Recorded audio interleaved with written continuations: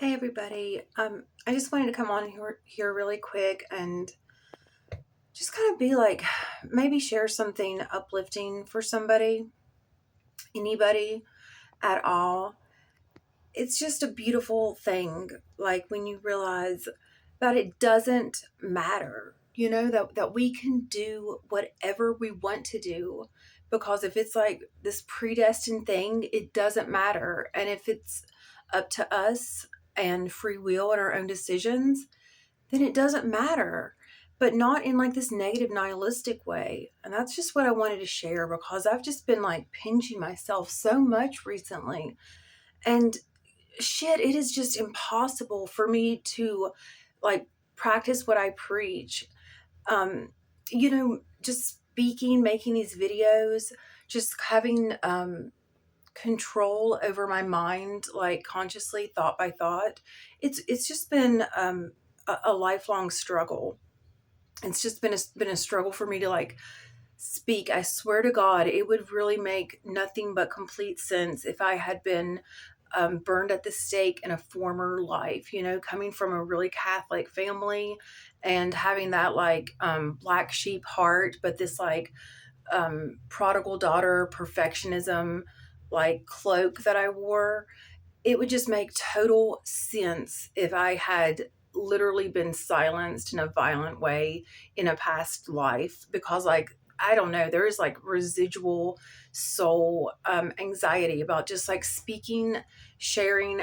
And I listen to all these people and I'm like, wow, people are crazy. And like, no shit, but really, and it's not just like crazy, like, whoa, that's kooky, that's kind of freaky, but I mean, it's just like, wow, there's a lot of morons out there, is what I'm saying. And if you say something sure footed and you believe in it and you say it like with pizzazz and with conviction, like you can say anything and people be like, yeah, how can I get more of that? Where do I sign? And so I'm listening to all this like horrible, trite, overpriced bullshit, soul sucking advice. And shit is just getting so bizarre, which is incredible. It's really cool. It's an amazing. The best time to be alive ever. But it is a difficult pill to swallow because it's a shock to the system. So I was like, man, let me just get out here and put my 2 cents in because it doesn't matter, but not in that negative nihilistic way. It's just super positive any way you slice it. And I just had such a negative spin for so long on it. Like, what's it matter? Because if we choose what we choose, and what happens is was meant to happen, and what was meant to happen is what happened. And we choose what we choose, but what we chose was what was supposed to happen, and that is what did happen. It felt like when I look back on my life, I'm just like, well, where's the agency then? If you're told to like pick a lane and you pick that lane, like where does that choice come from? Even if it comes from you, like who are you to make that choice? Are you really like dictating it, or was it something like ingrained deeper, like in this like cellular design or something? I mean, I don't know. So that's kind of the point, is that used to like cripple me, but I think it was because I felt so out of control. And I still do, I still do. But I'm really just trying to go back to the basics of, first of all, nobody knows what they're talking about. And even like every single one of these morning stars of a celebrity are just like, falling like wildfire. They're being exposed as like just the snake oil salesman, like con artists that they've always been, many of them. So we can't look to them anymore. you know it's all bogus. So we can only really look within, and that's what makes this time so beautiful. It really is. And I just, since 2018, I have felt on a very frequent basis, like Kristen Stewart in the Twilight, in the New Moon like version of the Twilight. series, when Kristen Stewart's like, wow, everything that we have been taught, it's all true. And it's like, you have to pinch yourself and you're like, wow, it's like, it is, it's all true. I took a picture of the sun, and it just like totally didn't look like the sun. And guess what? Since 2018, my schizophrenic boyfriend who tried to kill me and himself as well, he was saying this stuff in 2018. He was saying, like, he was showing me pictures of the sky, and you could see white horses. I mean, it's just going to sound weird, but I actually have that photo. I've been trying to find it and I cannot find it, but I know I have it. Like, just like some weird pictures. And I've just like taken pictures of angels in the sky. And, and it's like the alien thing. We're all aliens. Like, where there's no way that we are just these like stupid ass little worker bees. And there's no way. And I've said that before too. Like, look at how we look at dogs and cats, like with this empathy and compassion that we should have, but we don't give it to ourselves or to our fellow humans. We don't. We're a resilient species, and we're just kind of like damned in this really, kind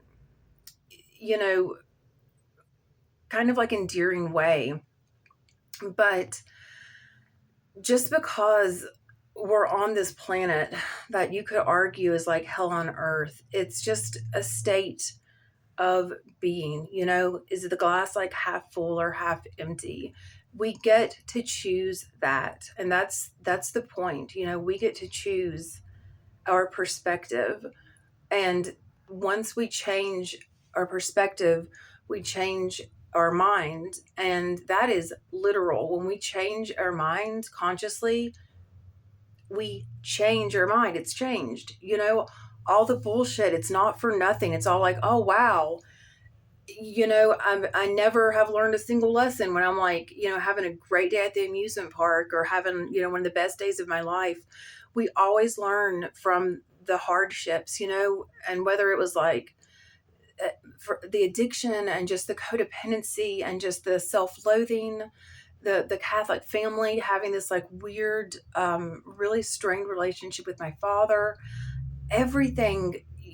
You wouldn't learn the lesson if you didn't have to learn it, if you didn't, have that emptiness. And then when you do learn it, I mean, wow, you're just like, the vista is so beautiful. Like, you can see so much further, and you can see like, that's the reason for all this, there's like a point to it all. But I just wanted to come on here and share some of that, and hopefully it'll help. It just made me so mad. Glennon Doyle, she came out with a new book. Hey guys, stop the presses. Guess what? Take a seat. You might want to grab onto something sturdy. Brace yourselves. We can do hard things. Can you believe it? We can do hard things. And it just makes me so frustrated, because what's always amazed me about Glennon Doyle and her type of like, I guess, friend group or whatever, it's like, no matter how, all she does is talk about like shitty things in her life and how fucked up she is. But it's like she's been on top forever. She's like, she started on top and she was like, oh my God, I'm working out of my closet office, because I'm just like you. I don't even have an office. I'm like, bitch, I don't even have I don't even have a closet like that, let alone a walk-in closet, where I can like shut the door, lock it, and have some privacy. I'm in my bathroom and the door doesn't even work right. So go fuck yourself. I'm sorry. I know that's not zen of me to say, but it's like, these are the people that I really looked to for advice, like I really turned to these people for advice. And like, we can do hard things, but you're still fucked up. You're more fucked up than ever. You're like, oh, here's my new diagnosis. Here's this, here's that. Oh, I have another crazy story about, it's like, she never talks about a good therapy experience. It's always bad. She never talks about a good religious church experience. It's always bad, but it's like, she keeps failing upwards and then trying to charge us for what? So we can listen to her story. But it's like when a lot of people fail, at least for me, I rolled down with some inertia. I quickly gained momentum going down further and further, seemingly to no end. And it's like she like started out on top, you know what I mean? And now she's still like, we can do hard things, but you're just like publishing other people's fucking like pearls of wisdom, and they're on top. So everybody's at the top being like, you can do it. But unless you're telling me how to get there, here's a step, here's the map. I need detailed instructions. You know what I mean? And that's what's missing. Every single one of these women, they're like, that's when that question arises, and it's not just women too. Augustine Burroughs, I've said that before.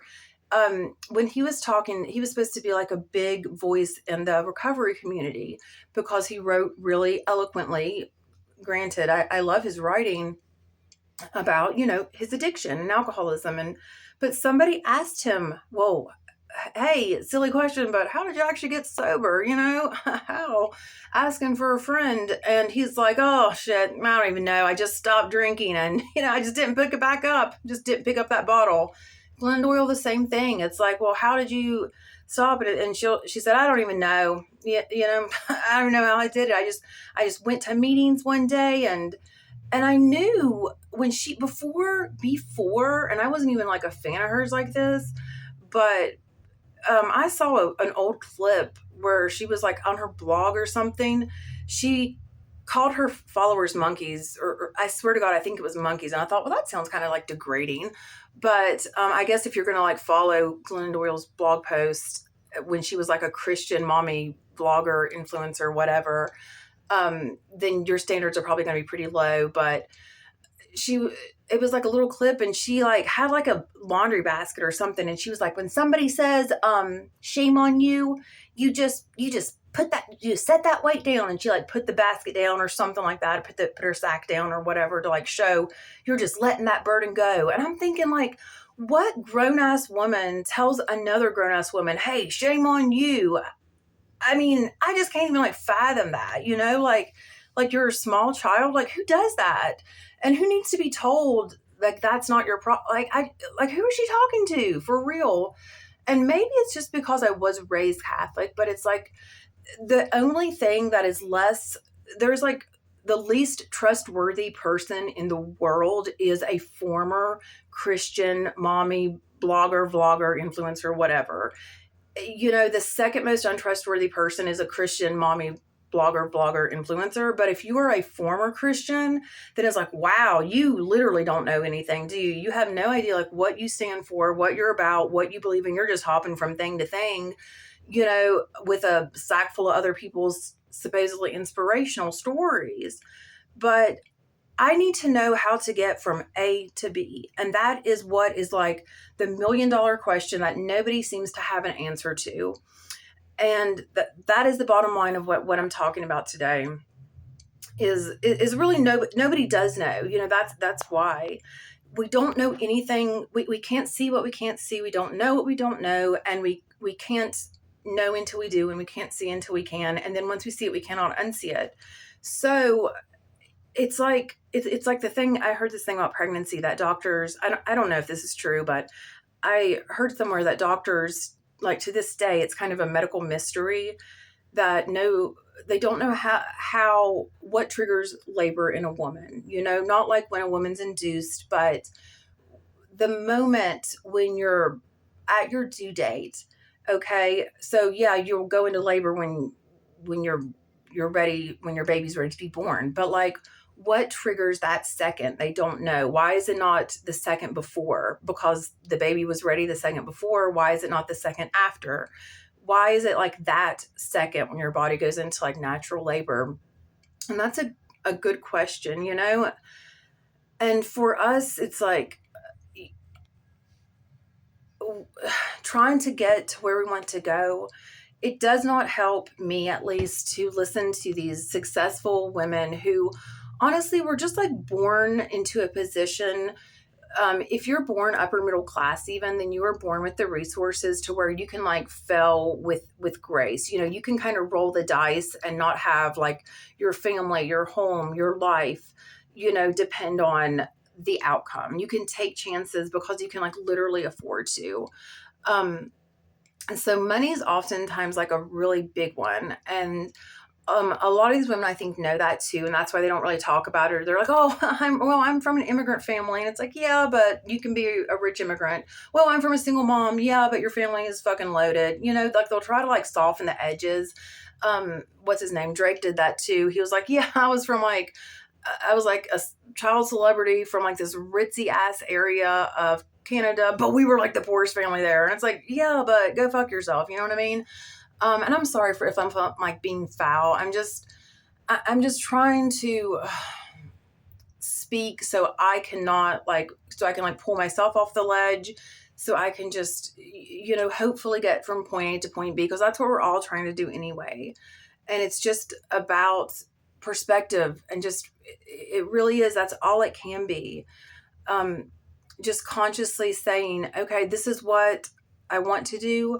This is what I'm doing. And when you make the decision to consciously take that step, and just keep taking like one step after the other, um, it's like they say, the first step is the hardest, and that's true, but every step is the first step. It's always the first step.